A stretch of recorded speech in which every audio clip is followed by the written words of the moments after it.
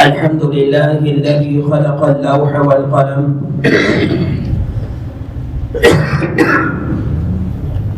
علم الإنسان ما لم يعلم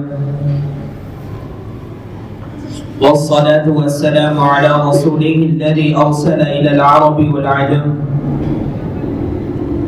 وعلى آله وصحبه الذين هم بحور العلوم والحكم. أما بعد فأعوذ بالله من الشيطان الرجيم. بسم الله الرحمن الرحيم. وتعاونوا على البر والتقوى ولا تعاونوا على الإثم والعدوان واتقوا الله إن الله شديد العقاب. وقال رسول الله صلى الله عليه وسلم التائب من الذنب لله التائب من الذنب كمن لا ذنب له. وقال رسول الله صلى الله عليه وسلم التائب حبيب الله صدق الله العظيم.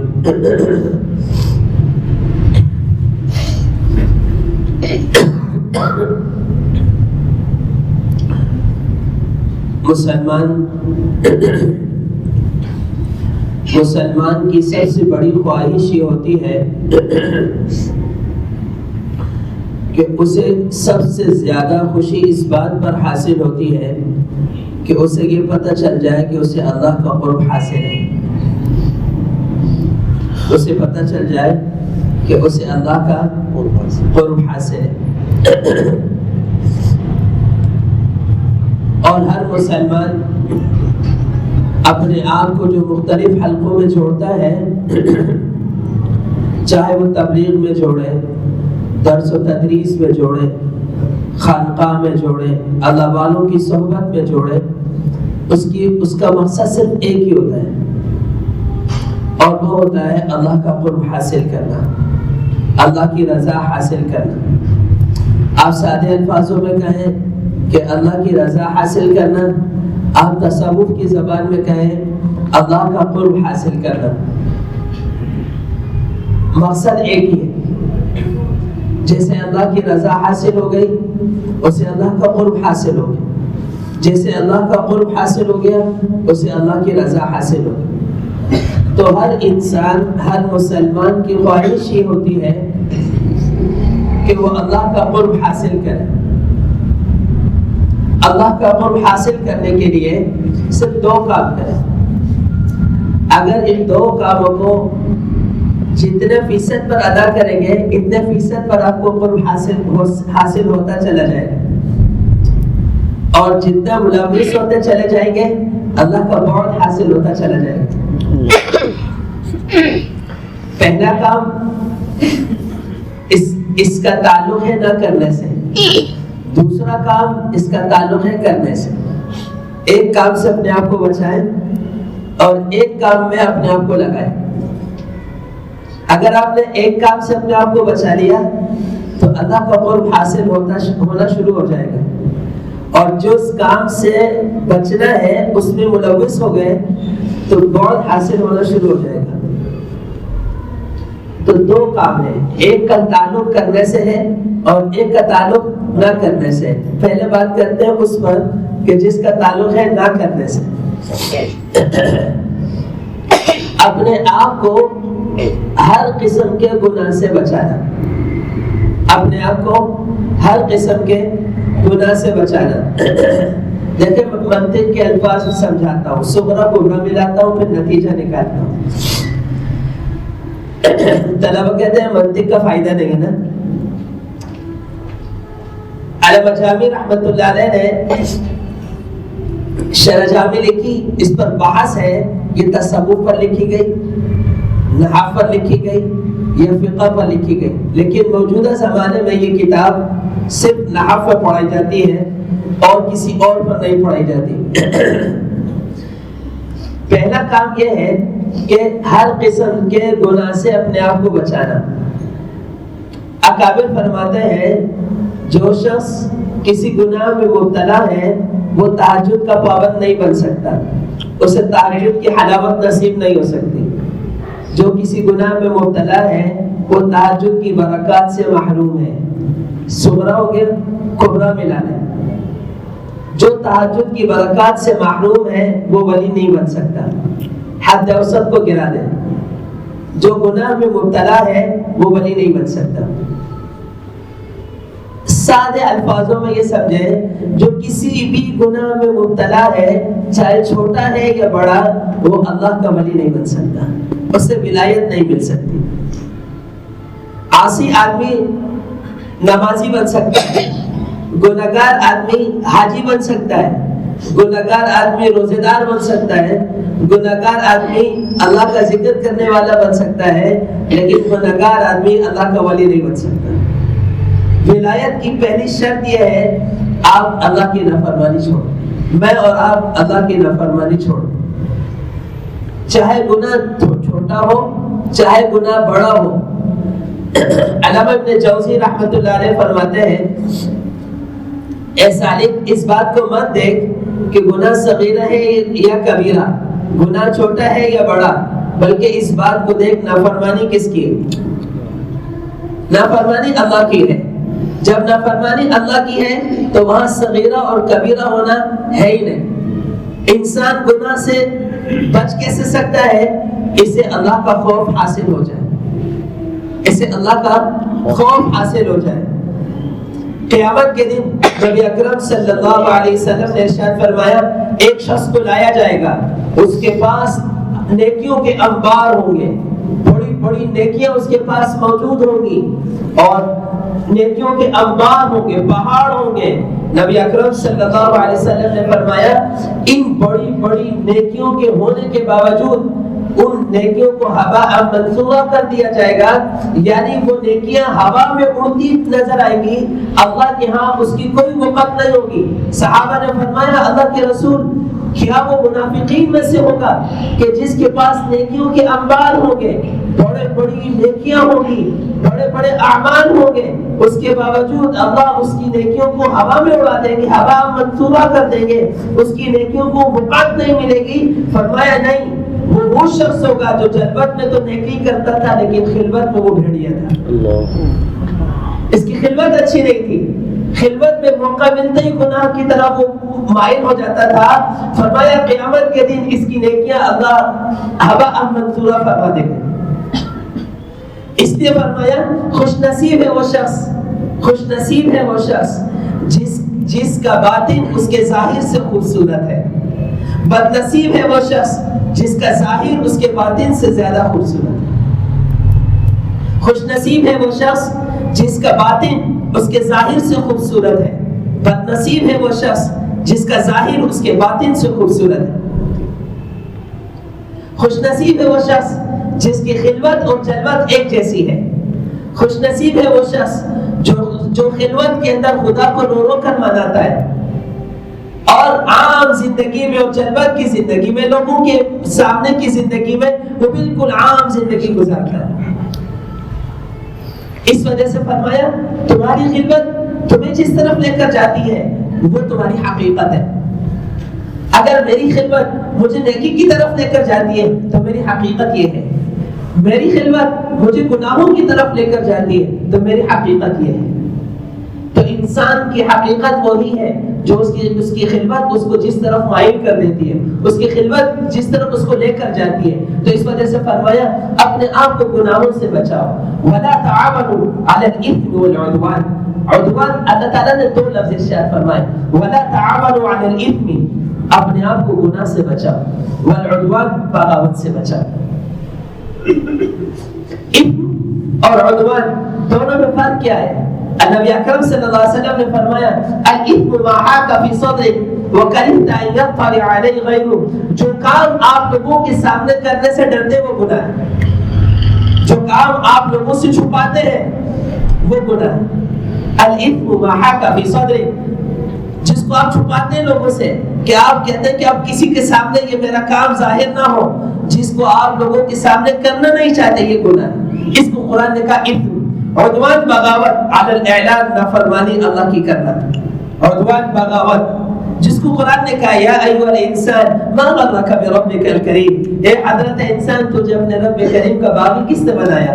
الذی خلقک فسواک، جس نے تجھے عدم سے وجود دیا، الذی خلقک تجھے عدم سے وجود دیا، فسواک بالکل تناسب سے پیدا کیا، فعدلک ہر جوڑ ہر جگہ مناسب جو اس کی جگہ تھی وہاں لگا دی، فی ای صورت ما شاء رکب، پھر تیرے چہرے کو جہاں جس انداز میں جس خوبصورت انداز میں تجھے پیدا کرنا تھا تیرے رب نے تجھے پیدا کیا۔ اس رب کریم جس نے تجھے عدم سے وجود دیا، اس کا باغی تو کیوں بنتا ہے بغاوت کر کر؟ وہ کیا ہے؟ وَلَا تَعَاوَنُوا عَلَى الْإِثْمِ وَالْعُدْوَانِ، کہ نافرمانی بھی نہ کرو اور اپنے آپ کو خدا کا باغی بھی نہ بناؤ۔ صغیرہ گناہ، عدوان کبیرہ گناہ، کہ گناہ صغیرہ میں بھی مبتلا نہ ہو، گناہ کبیرہ میں بھی مبتلا نہ ہو۔ اپنے آپ کو چھوٹے گناہوں سے بھی بچاؤ، اپنے آپ کو بڑے گناہوں سے بھی بچاؤ۔ اس لیے فرمایا گناہ انسان 3 راستوں سے کرتا ہے، گناہ کے 3 بڑے راستے ہیں۔ اگر ان 3 بڑے راستوں کو بند کر دے یہ ہر قسم کے گناہ سے محفوظ ہو جائے گا۔ آنکھ کا راستہ ہے کہ یہاں سے انسان گناہ کرتا ہے، اس آنکھ کے راستے کو بند کر دے۔ اب بند نہیں کر سکتا تو قرآن نے اس کے لیے بند کرنے کا لفظ استعمال نہیں کیا۔ قرآن نے فرمایا قل للمؤمنین یغضوا من ابصارهم ويحفظوا فروجهم۔ ایک طالب علم آ کر کہنے لگا استاد جی کیا کریں؟ لڑکی آ کے خود ٹکر مارتی ہے، لڑکی آ کر خود ٹکر مارتی ہے۔ بے ساختہ زبان سے نکلا اگر اس دور کی لڑکی زلیخا بن گئی تو یوسف بن جائے، اس دور کی لڑکی زلیخا بن گئی تو یوسف بن جائے۔ یوسف علیہ السلام نے بھی تو اپنی پاکدامنی کی، اپنے آپ کو گناہ سے بچائے۔ ان ربی احسن مثواي، کہ میرے رب نے مجھے اچھا ٹھکانہ دیا ہے۔ جب میرے رب نے مجھے اچھا ٹھکانہ دیا ہے تو قال معاذ اللہ، میں اس کی نافرمانی نہیں کر سکتا۔ تو اللہ نے مجھے اور آپ کو کتنی نعمتوں سے نوازا ہے۔ اگر کچھ بھی نہ ہو، میرا اور آپ کے پاس کوئی بڑی بڑی اعلیٰ نعمتیں جو میرے اور آپ کے گمان کے مطابق نہیں ہے، لیکن جو نعمتیں میرے اور آپ کے پاس موجود ہیں ان نعمتوں کو بھی استحضار کیا جائے اور ان نعمتوں کو بھی دیکھا جائے، اور کچھ بھی نہ ہو پھر اگر صرف قیامت کا دن ہو اور قیامت کے دن کا حساب ہو اور پھر بھی بات ہو کہ والتفت الساق بالساق، پجلی پجلی سے ملے گی اس طریقے سے، الی ربک یومئذ المساق، تجھے تیرے رب کے سامنے لا کر کھڑا کرے گی، پھر مجھے ہر چیز کا حساب دینا ہوگا۔ جب ہر چیز کا حساب دینا ہے اور خدا نے حساب لینا ہے تو پھر انسان کیسے اللہ کی نافرمانی کر سکتا ہے؟ پورے قرآن میں ہر سورت میں ہر صفحے میں آپ کو 4 لفظ ملیں گے اور پوری تفسیر ان 4 لفظوں پر گھومتی ہے۔ الہ، آپ کو الہ کا لفظ ہر جگہ ہر صورت میں ملے گا۔ الہ، انما الہکم الہ واحد، ہر صورت میں ہر صفحے میں آپ کو الہ ملے گا۔ رب، پالنے والا، آپ کو رب ہر صفحے میں قرآن کے ہر صفحے میں رب ملے گا کہ رب پالنے والا اللہ ہے۔ عبودیت، غلامی، میں اور آپ اللہ کے غلام ہیں، میں اور آپ اللہ کے غلام ہیں۔ عبودیت، عبادت، یہ 4 لفظ آپ کو پورے قرآن میں ملیں گے۔ پوری تفسیر یہ 4 لفظوں پر گھومتی ہے۔ الہ، اللہ ایک ہے۔ آپ صلی اللہ علیہ وسلم اور مشرکین کے درمیان اختلاف کیا تھا؟ یہی تھا نا کہ وہ اللہ کو اللہ مانتے تھے لیکن الہ نہیں مانتے تھے، ایک الہ نہیں مانتے تھے۔ اللہ نے فرمایا انما الہکم الہ واحد، وہ عبادت کرتے تھے، عبودیت نہیں مانتے تھے۔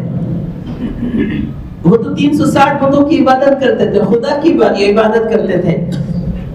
عبودیت اصل ہے، میں اور آپ غلام ہیں، اور غلام کسی چیز کا مالک نہیں ہوتا، غلام اپنے مالک کی نافرمانی نہیں کرتا۔ اصول الشاشی میں یہ بات لکھی ہے کہ اگر غلام نافرمانی کرے لا کے اعتبار سے، قانون کے اعتبار سے اور شریعت کے اعتبار سے وہ سزا کا مستحق ہے۔ پھر آگے صاحب اصول الشاشی لکھتا ہے کہ حضرت انسان تجھے اپنے بارے میں کیا خیال ہے؟ علی شابیب النعم، یہ لفظ استعمال کرتا ہے صاحب اصول الشاشی، علی شابیب النعم، تجھ پر اللہ اپنی نعمتوں کی بارش کرتا ہے پھر بھی تو اپنے مالک کی نافرمانی کرتا ہے، کیا تو شریعت اور قانون اور لا کے اعتبار سے سزا کا مستحق ہے یا نہیں؟ تو پہلی چیز جس کا تعلق ہے کہ میرا اور اللہ کا تعلق مضبوط ہو، وہ سب سے پہلی چیز یہ ہے کہ نافرمانی نہ کرو، اللہ نافرمانی نہ کرو۔ اپنے آپ کو ہر اعتبار سے ہر گناہ سے بچائے. علامہ ابن جوزی رحمۃ اللہ علیہ نے قصہ لکھا ہے، فرمایا کہ ایک نوجوان نہایت نیک اور صالح تقوی والا نوجوان تھا اور وہ گزر رہا تھا اور اس سے بدنگاہی ہو گئی. علامہ ابن جوزی رحمۃ اللہ علیہ نے فرمایا کہ بدنگاہی کی سزا انسان کو ضرور ملتی ہے. اگر وہ حافظ ہو تو اللہ اس کو سزا دیتا ہے کہ بڑھاپے میں قرآن چھین لیتا ہے. اگر آپ ان حفاظ کرام کو دیکھیں جن کو قرآن میں غلطی آتی ہے یا قرآن یاد نہیں ہوتا، انہیں قرآن کچا اور کمزور ہوتا ہے، اگر آپ ٹٹول کر دیکھیں تو وہ بدنگاہی میں مبتلا ہوتا ہے. ان کی آنکھوں کی حفاظت نہیں ہوتی یا ان کی زبان کی حفاظت نہیں ہوتی تو ان سے قرآن کی حلاوت اللہ چھین لیتا ہے. وہ قرآن پڑھنا چاہتے ہیں، قرآن پڑھ نہیں پاتے. قرآن مضبوط یاد ہوتا ہے لیکن حلاوت نہیں ملتی. یہاں سے ایک آیت اتر کر یہاں نہیں آتی. علامہ ابن جوزی رحمۃ اللہ علیہ فرماتے ہیں کہ نیک صالح نوجوان تھا اور اسے بدنگاہی ہو گئی. جب بدنگاہی ہوئی تو اس نے بہت توبہ استغفار کی لیکن وہ تصور دل دماغ سے جاتا ہی نہیں تھا. پھر اس نے روزے رکھے پھر بھی تصور دل دماغ سے نہیں گیا. اس نے ہر اعتبار سے کوشش کی، کچھ نہ بنا. جب کچھ نہ بنا بالآخر وہ نفس کے آگے ہار گیا کہ میں اس کے پاس جاؤں اور اس سے اظہار کروں کہ میں نے تجھے دیکھا اور میں تیرے ساتھ ملوث ہو گیا اور تیرے پیار میں پکڑا گیا. اب وہ جب وہاں پہنچا اللہ نے اس کو بچانا تھا. کیوں؟ پیچھے اس نے ساری کوشش کی، کوشش کرنا میرا اور آپ کی ذمہ داری ہے. علامہ ابن جوزی رحمۃ اللہ علیہ فرماتے ہیں کہ اللہ نے اسے گناہ سے بچانا تھا. وہ اس جگہ پر بیٹھا کہ خاتون اس کے سامنے تھی اور وہ بھی بالکل سامنے بیٹھا تھا. جب بیٹھا تھا تب فاتن اس کے دل میں خیال آیا اللہ مجھے اس حال میں دیکھا ہے، اللہ نے مجھے اس حال میں بھی دیکھا کہ میں روزے رکھ رہا تھا، اللہ نے مجھے اس حال میں بھی دیکھا میں تہجد پڑھ رہا تھا، اللہ مجھے اس حال میں بھی دیکھ رہا ہے کہ آج ایک خاتون میرے سامنے بیٹھی ہے. وہ اٹھا اور کہا اللہ تیرا خوف مجھے چاہیے، تیرا خوف نہ ہوا تو بڑے سے بڑا گناہ کچھ نہیں اہمیت رکھتا، اور اگر تیرا خوف ہوا تو چھوٹے سے چھوٹا گناہ بھی پہاڑ کے برابر ہے. سب سے پہلی چیز اور سب سے اہم چیز وہ یہی ہے کہ انسان اپنے آپ کو گناہوں سے بچائے. طالب علم ہے تب بھی اپنے آپ کو گناہوں سے بچائے. ہمارے استاد فرمایا کرتے تھے اگر تمہیں علم کا نور چاہیے، علم کا نور، عجیب بات ارشاد فرماتے تھے اگر تمہیں علم کا نور چاہیے وظیفہ لینا چھوڑ دو. طلبوں کو وظیفہ ملتا ہے ماہانہ، فرمایا وظیفہ لینا چھوڑ دو، وظیفہ نہ لیا کرو. اور پھر فرمایا اور اگر تمہیں علم کا نور چاہیے پھر علم کے نور کے لیے اپنے آپ کو گناہوں سے بچاؤ. علم کا نور ملتا اسی سے، علم کا نور ملتا اسی سے کہ انسان اپنے آپ کو گناہوں سے بچائے. اور انسان اگر دن کے اندر کسی گناہ میں مبتلا ہو جائے اللہ رات کو اپنے سامنے کھڑے ہونے کی توفیق نہیں دیتا، بالکل نہیں دیتا. اسی وجہ سے فرمایا جس کی آنکھ کی حفاظت نہ ہو، جس کی زبان کی حفاظت نہ ہو، جس کے کان کی حفاظت نہ ہو، تہجد کے آخری پہر سے وہ محروم ہوگا. تہجد کے آخری پہر سے محروم ہوگا. اور اگر تہجد کے آخری پہر میں وہ اٹھ بھی گیا حلاوت سے محروم ہوگا، دعا سے محروم ہوگا، مناجات کی حلاوت سے محروم ہوگا. اس لیے اگر رات کے آخری پہر کی حلاوت چاہیے، مناجات کی حلاوت چاہیے، اللہ کا قرب چاہیے، اپنے آپ کو اللہ کی نافرمانی سے بچاؤ، چاہے وہ چھوٹا گناہ ہو چاہے وہ بڑا گناہ. عبداللہ ابن مبارک رحمۃ اللہ علیہ کا نام کبار محدثین میں بھی آتا ہے، کبار فقہاء میں بھی آتا ہے، اور امام ابو حنیفہ رحمۃ اللہ علیہ کے شاگردوں میں بھی عبداللہ ابن مبارک رحمۃ اللہ علیہ کا نام آتا ہے. امام بخاری رحمۃ اللہ علیہ کے اساتذہ میں بھی عبداللہ ابن مبارک رحمۃ اللہ علیہ کا نام آتا ہے. عبداللہ ابن مبارک رحمۃ اللہ علیہ کے بارے میں اسماء الرجال میں یہ بات لکھی ہے کہ شیخ الحدیث مولانا زکریا کاندھوی رحمۃ اللہ علیہ فرماتے ہیں کہ عبداللہ ابن مبارک رحمۃ اللہ علیہ کی ایک مجلس حدیث میں 40,000 طلبہ ہوتے تھے، 1200 مکبر ہوتے تھے، 1200 مکبر. کہ جو سند اور حدیث کو پڑھتے تھے، اور جب عبداللہ ابن مبارک رحمۃ اللہ علیہ کوئی حدیث پڑھتے تھے تو آگے وہ 1200 مکبر کھڑے تھے جو عبداللہ ابن مبارک رحمۃ اللہ علیہ کی حدیث کو آگے نقل کرتے تھے، تو 40,000 طلبہ ایک وقت میں ہوتے تھے۔ تو اسماء الرجال میں عبداللہ ابن مبارک رحمۃ اللہ علیہ کے بارے میں یہ الفاظ، سنہری الفاظ دیکھیں کہ عبداللہ ابن مبارک رحمۃ اللہ علیہ کی زندگی میں اور صحابہ کی زندگی میں صرف ایک فرق تھا۔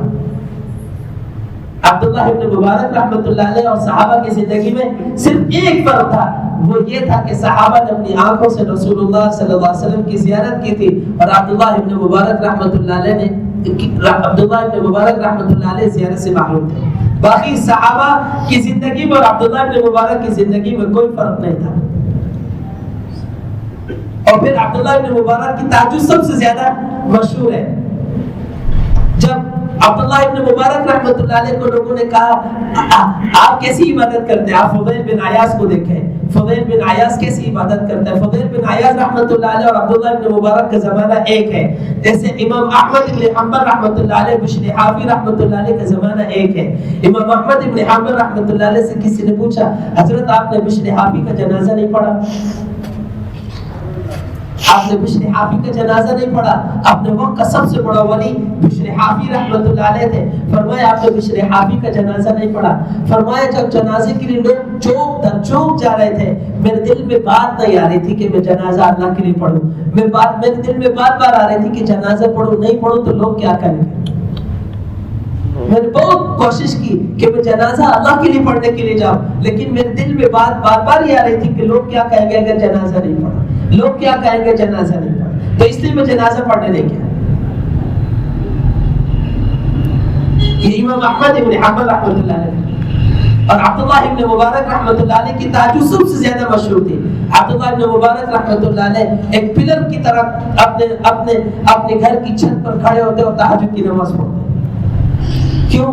اپنے آپ کو دن کے اعمال میں ٹھیک کیا تو رات کے اعمال اللہ نے بنا دیے، رات کے اعمال اللہ نے بنائے، تو دن کے اعمال میرے اور آپ کے ذمہ ہے کہ دن کے اعمال میں اور آپ ٹھیک کریں، تو رات کے اعمال اللہ کے ذمہ ہے، تو رات کے اعمال اللہ ٹھیک کرے۔ اور اگر میں نے اور آپ نے دن کے اعمال ٹھیک نہ کیے، رات کے اعمال اللہ ٹھیک نہیں کرے گا۔ جس طرح میں چاہتا ہوں کہ میری دنیا بنے تو اس کے لیے مجھے یہ کرنا پڑے گا کہ میں آخرت ٹھیک کروں۔ اگر میں نے آخرت ٹھیک کی اللہ میری دنیا ٹھیک کرے گا، اگر میں نے اپنی آخرت ٹھیک نہ کی تو اللہ میری دنیا ٹھیک نہیں کرے گا۔ تو اپنے دن کے اعمال ٹھیک کرو، رات کے اعمال اللہ ٹھیک کرے گا۔ وہ کیسا سالک ہے، وہ کیسا طالب علم ہے جو اپنے دن کی ابتدا تہجد سے نہ کرے، تہجد سے نہ کرے۔ سالک کے لیے، طالب علم کے لیے تہجد کی نماز اس طرح ضروری ہے جس طرح انسان کے لیے روٹی اور پانی ضروری ہے۔ اگر طالب علم تہجد کی نماز کا عادی نہیں ہے، سالک تہجد کی نماز کا عادی نہیں ہے، وہ معرفت سے محروم ہے، وہ حلاوت سے محروم ہے۔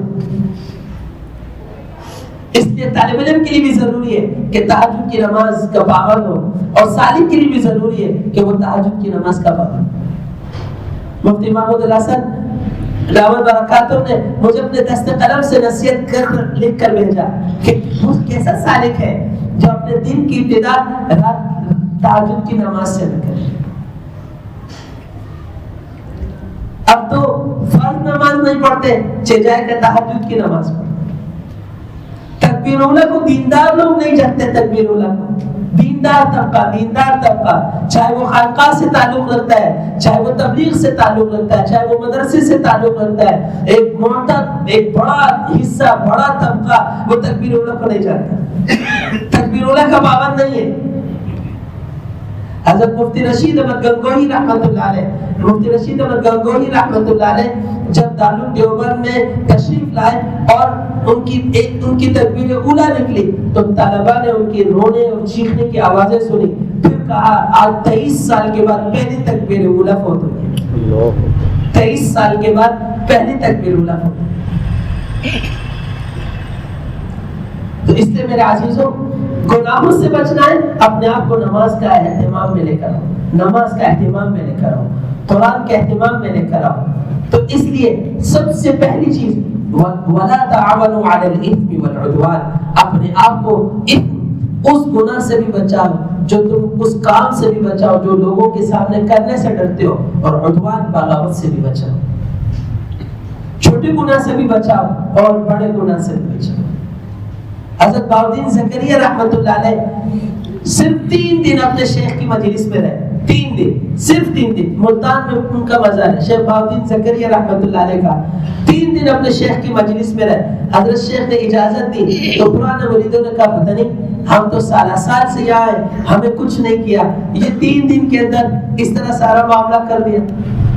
تو آزمائش کے لیے ایک چھری اور ایک مرغی دی، کہا جاؤ ذبح کر کے لاؤ، ایسی جگہ ذبح کرو جہاں کوئی دیکھنے والا نہ۔ سب ذبح کر کے لائے۔ بہاؤالدین زکریا رحمۃ اللہ علیہ دیر سے آئے اور زندہ لے کر آئے، دیر سے آئے اور زندہ لے کر آئے۔ فرمایا بہاؤالدین تم نے کیا کیا؟ تمہیں ایسی جگہ نہیں ملی کہ جہاں تمہیں کوئی دیکھنے والا نہ ہو؟ کہا ہاں، ایسی جگہ تو گیا تھا جہاں میری آنکھ بھی میرے ہاتھ کو نہیں دیکھ رہی تھی، جہاں میری آنکھ میرے ہاتھ کو نہیں دیکھ رہی، اندھیرا تھا، کوئی انسان پرند کوئی نہیں تھا، لیکن جب میں نے اس مرغی کی گلے پر چھری رکھی تو اس وقت دفعتاً خیال آیا کہ تجھے اللہ تو دیکھ رہا ہے، تجھے اللہ تو دیکھ رہا ہے۔ قیمتی سمجھ زندگی کی بہار، ہمارے شیخ دعوت برکاتہ فرماتے تھے قیمتی سمجھ زندگی کی بہار، آنا نہ ہوگا یہاں بار بار۔ قیمتی سمجھ زندگی کی بہار، آنا نہ ہوگا یہاں بار بار۔ یہ مہلت ہے اللہ کی طرف سے، جب مہلت ہے، یہ مہلت مجھے بھی ملی ہے، مہلت آپ کو بھی ملی ہے۔ جس خدا نے حسن کو پیدا کیا وہی خدا حسن کو دیکھنے سے منع کر رہا ہے۔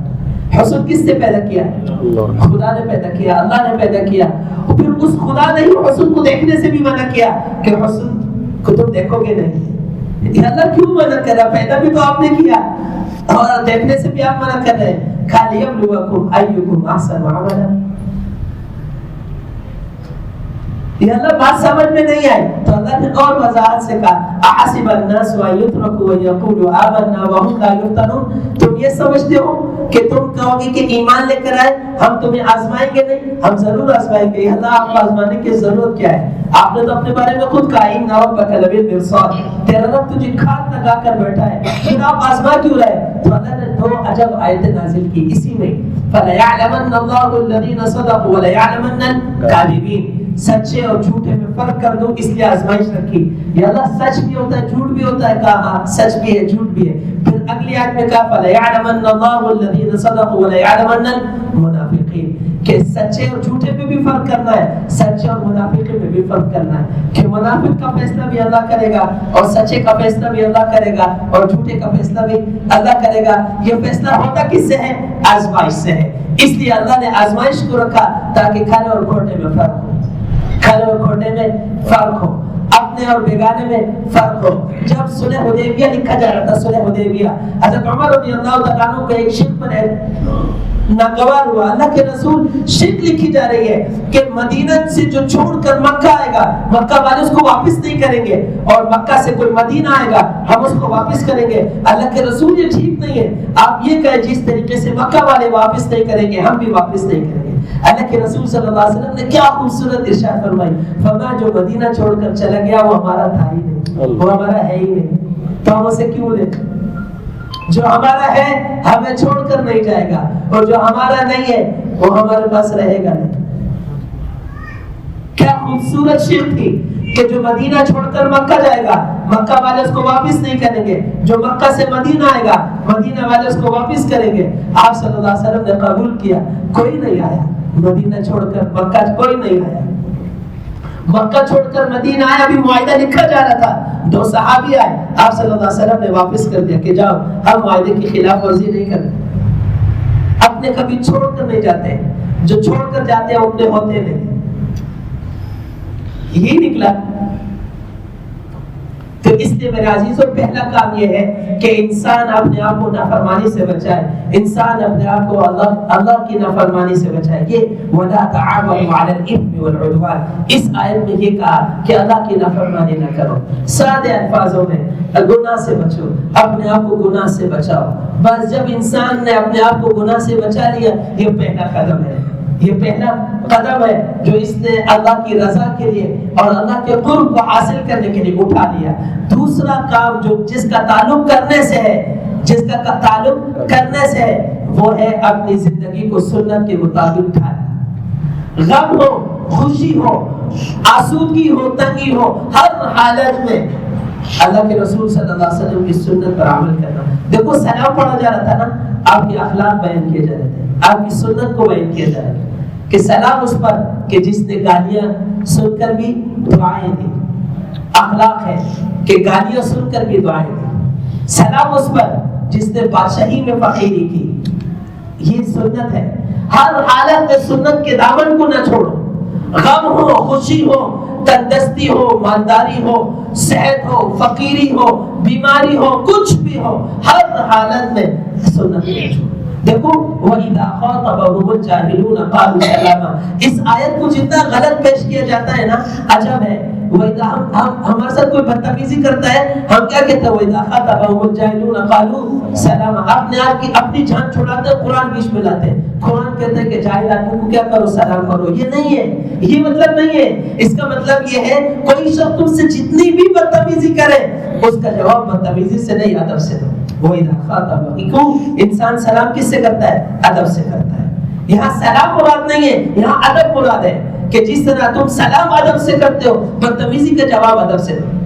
بدتمیزی میں پھٹو نہیں، سامنے والا جتنا بدتمیز ہو، بدتمیزی کرے، پھٹتا چلا جائے، تم نہ پھٹو، بس کہو کہ اچھا بھائی ٹھیک ہے، آپ ٹھیک ہے، ہم غلط ہیں، بس ٹھیک ہے، بات کیا ختم کر دو۔ وَإِذَا خَاطَبَ، یہ سنت ہے۔ ہر حالت میں اپنے آپ کو سنت پر لے کر آؤ، جوانی ہو، بڑھاپا ہو، ہر تین کام، تین نیکی اللہ کو بڑی پسند ہے۔ غصے میں سچ بولنا اللہ کو بڑا پسند ہے، غصے میں سچ بولنا اللہ کو بڑا پسند ہے۔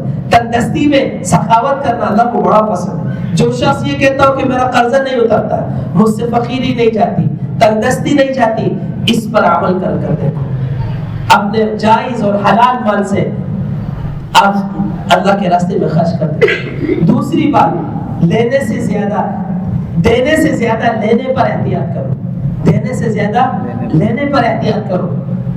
کوئی شخص تم سے لے رہا ہے، کوئی مسئلہ نہیں ہے، تم کسی سے لے لو، اس میں احتیاط کرو، اس میں کیا کرو؟ احتیاط کرو۔ ایک خاتون نے مجھے اپنے 3 خواب بھیجے اور مجھ کا میں بہت پریشان ہوں، آپ مجھے اس کی تعبیر بتائیں۔ پہلا خواب، اس نے کہا میرا جو پرس ہے وہ بالکل گندے نالے میں چلا گیا۔ دوسرا خواب اس نے بھیجا کہ چولہا ہے، اس کے نیچے پوٹی پڑی ہے، بخارا پڑا ہے۔ تیسرا خواب میرے ذہن سے نکل گیا۔ میں نے کہا آپ اپنی کمائی کو، اپنے شوہر کی آمدن کو دیکھیں، حرام آپ کی آمدن میں آ رہا ہے۔ اس کا شوہر چیخ اٹھا کہنے لگے یہ دیکھو یہ حرام ہے۔ لینے میں احتیاط کرو، کس سے؟ دینے، کہ دیتے وقت کوئی ایشو نہیں کیونکہ آپ خود دے رہے ہیں، لیکن لیتے وقت احتیاط کرو کہ لے کیا رہے۔ حضرت تھانوی رحمۃ اللہ علیہ کے پاس ایک شخص آیا کہ حضرت گزارا نہیں ہو رہا۔ حضرت نے فرمایا اچھا اپنی تنخواہ کم کر دو۔ اسے کہا پہلے گزارا نہیں ہو رہا، آپ کہتے تنخواہ کم کر دو۔ کہاں؟ تنخواہ کم کر دو۔ تنخواہ کم کر دی۔ دوسرے مہینے میں پھر آیا کہ حضرت گزارا نہیں ہو رہا۔ حضرت نے فرمایا تنخواہ کم کر دو۔ تیسرے مہینے میں پھر آیا، کہنے لگا حضرت الحمدللہ بہت خوش ہوں، فرمائے جتنا کام کر رہے تھے اس سے زیادہ تنخواہ لے رہے تھے، جتنے کا کام کر رہے تھے اس سے زیادہ تنخواہ لے رہے تھے۔ تو اپنا ہر عمل سنت کے مطابق کرو۔ اللہ تعالیٰ کو قبولیت کا ایک ہی مقام ہے اور قبولیت کا ایک ہی راستہ ہے، اور وہ ہے نبی اکرم صلی اللہ علیہ وسلم کی سنت۔ اگر میرا آپ کا عمل سنت کے مطابق ہوا اللہ قبول کرے گا، اور اگر نہیں ہوا اللہ دے کے منہ پہ مارے گا، کوئی پرواہ نہیں اللہ کو۔ ایک ہی قبولیت کا راستہ ہے، وہ ہے نبی اکرم صلی اللہ علیہ وسلم کی سنت۔ ہر حالت میں سنت پر عمل کرو، ہر حالت میں سنت پر عمل کرو۔ دیکھو حج ہے، حج اتنا بڑا عمل ہے۔ حاجی جب عرفہ کے میدان میں ہے، مغرب کی اذان سن لیتا ہے، حاجی کو حکم ہے کہ آپ مغرب کی نماز نہیں پڑھے گا۔ کیوں؟ نبی اکرم صلی اللہ علیہ وسلم نے نہیں پڑھی۔ مزدلفہ ہے، مزدلفہ کی رات میں حاجی کو حکم ہے تہجد کی نماز نہیں پڑھے گا۔ کیوں؟ نبی اکرم صلی اللہ علیہ وسلم نے نہیں پڑھی۔ ہر حالت میں اپنے آپ کو کس پر لے کر آ؟ سنت پر لے کر آ. جب انسان اپنے آپ کو سنت پر لے کر آتا ہے اور نبی اکرم صلی اللہ علیہ وسلم کی سنت پر عمل کرتا ہے, یہ ولایت کے درجات پر چڑھتا چلا جاتا ہے. جتنا زیادہ سنت پر عمل کرنے والا ہوگا اتنا بڑا ولی ہوگا, اتنا بڑا ولی ہوگا. میرے عزیزو, ولایت کا تعلق سنت پر عمل کرنے سے, ولایت کا تعلق کس پر ہے؟ سنت پر عمل کرنے سے. آپ اپنی 24 گھنٹے کی زندگی کو نبی اکرم صلی اللہ علیہ وسلم کی سنت پر لے کر, یہ دو کام کر رہے ہیں, دو کام. ایک کام کا تعلق کس سے ہے؟ نہ کرنے سے, اور ایک کا تعلق کرنے سے. بعض حضرات فرماتے ہیں یہ قصہ باعزید بستامی رحمۃ اللہ علیہ کا ہے, اور بعض حضرات فرماتے ہیں کہ یہ قصہ امام ابو حنیفہ رحمۃ اللہ علیہ کا ہے. لیکن جو اس روایت کی تصریح جاتی ہے سلطان باعزید بستامی رحمۃ اللہ علیہ کی طرف جاتی ہے. باعزید بستامی رحمۃ اللہ علیہ خربوزہ لے کر علماء اور فقہاء کے پاس گئے, اور فقہاء اور علماء سے کہا بتاؤ اس کو توڑ کے کھانا سنت ہے یا اس کو کاٹ کے کھانا سنت ہے؟ فقہاء نے کہا ہمارے پاس کوئی صریح روایت نہیں ہے کہ ہم آپ کو بتا سکے کہ خربوزے کو توڑ کے کھانا سنت ہے یا خربوزے کو کاٹ کے کھانا سنت. تو خربوزے کو مخاطب کر کر کہا تجھے کاٹ کر کھاؤ تو ایسا نہ ہو کہ تجھے توڑ کے کھانا سنت, تجھے توڑ کے کھاؤ ایسا نہ ہو تجھے کاٹ کے کھانا سنت ہو. میں وہ عمل نہیں کرتا جس میں مجھے میرے نبی کی سنت کر رہی ہے. یہ کہہ کر ساری زندگی خربوزہ نہیں کھاتا, اس نے اپنی زندگی کو سنت کے مطابق لے کر اپنے 24 گھنٹے کی زندگی کو, اپنے کاروباری زندگی کو, اپنی ملازمت کی زندگی کو, اپنی عبادت کی زندگی کو, اپنی گھریلو زندگی کو, اپنی معاشرتی زندگی کو سنت پر لے کر. میں نے خانقاہ میں بھی طلبہ صالحین سے کہا دیکھیں ہماری سب سے بڑی کتاب ہے ہدایہ 4 جلدوں پر ہے. ایک جلد میں عبادات ہے, پہلی جلد میں کیا ہے؟ عبادات ہے, طہارت ہے, وضو ہے, نماز ہے, زکوٰۃ ہے, حج ہے. پہلی جلد میں یہ مکمل ہے. تو دین کا 4/1 حصہ عبادات سے تعلق رکھتا ہے, اور باقی 3 جلدوں میں معاشرت ہے. 3 جلدوں میں کیا ہے؟ معاشرت ہے. تو دین کا 4/3 حصہ وہ معاشرت ہے, وہ بھی سنت ہے. گھر کی زندگی کیا ہے, باہر کی زندگی کیا ہے, بچوں کے ساتھ کیسے رہنا ہے, دوستوں کے ساتھ کیسے رہنا ہے, یہ ساری زندگی نبی اکرم صلی اللہ علیہ وسلم سکھا کر گئے. اور کون سی ایسی چیز ہے جسے نبی اکرم صلی اللہ علیہ وسلم سے ثابت نہیں کیا گیا؟ دیکھیں آخری بات عرض کرتا ہوں. آپ نے دیکھا کوئی رفع کے ساتھ نماز پڑھتا ہے, رفع دین کرتا ہے, کوئی بغیر رفع کے نماز پڑھتا ہے, کوئی ہاتھ چھوڑ کے نماز پڑھتا ہے. اللہ چاہتا سب کو ایک پر جمع کر دیتا. ساری دنیا کے مسلمان رفع دین کے ساتھ نماز پڑھتے ہیں, ساری دنیا کے مسلمان بغیر رفع کے نماز پڑھتے ہیں, یا ساری دنیا کے مسلمان ہاتھ چھوڑ کر نماز پڑھتے ہیں. امام مالک رحمۃ اللہ علیہ کے مسلک میں ہاتھ چھوڑ کر نماز پڑھنا, امام شافعی, امام احمد ابن حنبل کے مسلک میں رفع دین کے ساتھ نماز پڑھنا, امام ابو حنیفہ رحمۃ اللہ علیہ کے مسلک میں بغیر رفع کے نماز پڑھنا ہے. یہ سارے عمل نبی اکرم صلی اللہ علیہ وسلم سے ثابت ہیں. آپ نے رفع دین کے ساتھ بھی نماز پڑھی, آپ نے بغیر رفع کے نماز بھی پڑھی, لیکن کس مقام پر آپ نے رفع کے ساتھ پڑھی, کس مقام پر بغیر رفع کے نماز پڑھی, نبی اکرم صلی اللہ علیہ وسلم سے ثابت ہے. تو امت کے کچھ لوگوں نے رفع دین کی نماز کو لے لیا, امت کے کچھ لوگوں نے بغیر رفع کی نماز کو لے لیا, اور دونوں کی نماز اللہ کے بارگاہ میں قبول ہے. کیوں؟ رفع کے ساتھ بھی نماز ثابت ہے, بغیر رفع کے ساتھ بھی نماز ثابت ہے. رفع کے ساتھ نماز پڑھنا بھی سنت, بغیر رفع کے نماز پڑھنا بھی سنت ہے.